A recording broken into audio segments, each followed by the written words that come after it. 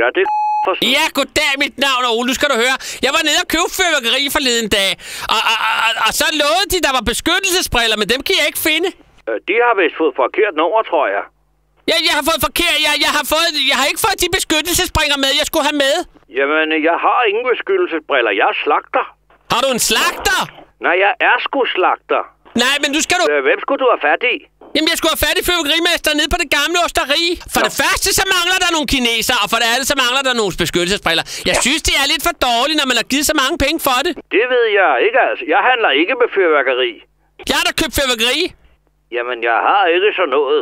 Er der ikke mere tilbage? Jamen, altså, det er slet ikke... Prøv nu lige at høre rigtigt efter. Ja, jeg hører. Ja. Jeg lytter. Okay.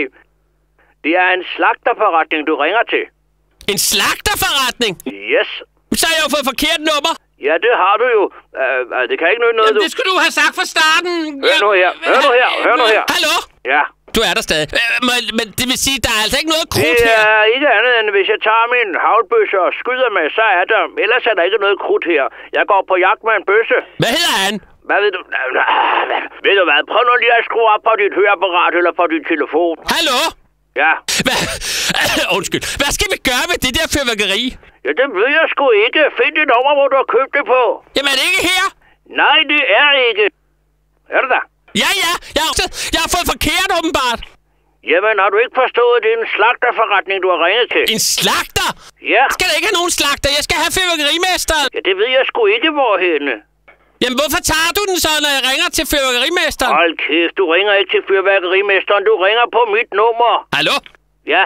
Ringer jeg på dit nummer? Ja, det gør du sgu da. Du ringer 82. Det er en slagterforretning, der ligger i... Nej, jeg har trykket 50, 82. Ja, og ja. Det her...